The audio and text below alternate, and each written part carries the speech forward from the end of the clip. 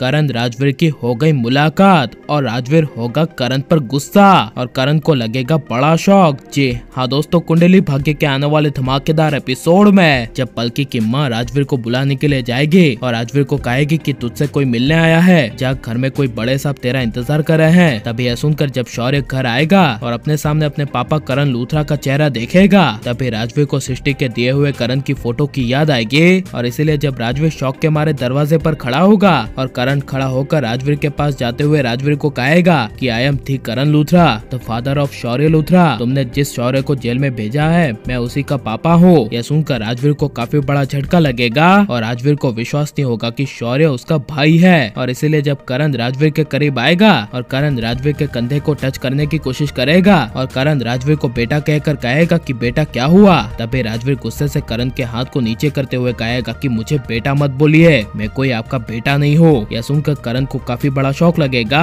और करण मन ही मन सोचने के लिए मजबूर हो जाएगा कि मैंने इसे ऐसा क्या कह दिया जिसे इसे इतना बुरा लग गया। इसीलिए जब करण अपने बिजनेस पर जाने के लिए राजवीर के साथ ज्यादा टाइम ना गवाते हुए राजवीर को कहेगा कि ठीक है मैं तुम्हें बेटा नहीं बोलूंगा, लेकिन अब मुझे सीधे मुंह ये बताओ कि तुम शौर्य को जेल से बाहर निकालने के लिए कितना लोगे। यह सुनकर राजवीर बिना पल के झपकाए हुए करण के सामने गुस्से से देखेगा और राजवीर करण को गुस्से से कहेगा मुझे आपसे कोई फूटी कौड़ी नहीं चाहिए, शौर्य ने जो किया है उसके लिए जेल तो बहुत कम सजा है। मैं चाहता हूँ कि आपके बेटे शौर्य को इतने सारे लोगों की जान खतरे में डालने के लिए फांसी होनी चाहिए। यह सुनकर करण को काफी बड़ा झटका लगेगा और जब करण राजवीर से पूछेगा कि राजवीर मुझे ये बता कि तू है कौन, तेरी मुझसे क्या कोई पर्सनल दुश्मनी है या कोई मेरे बेटे से पर्सनल दुश्मनी है, तभी यह सुनकर शौर्य कहेगा नहीं, मुझे आपसे और आपके बेटे से कोई दुश्मनी नहीं है, मेरी दुश्मनी है आपके पूरे परिवार से और हर एक से मैं पाई पाई का बदला लूंगा, चाहे मुझे उसके लिए कुछ भी क्यों न करना पड़े। यह सुनकर करण के पैरों तले जमीन खिसक जाएगी और करण राजवीर को कुछ बोल नहीं पाएगा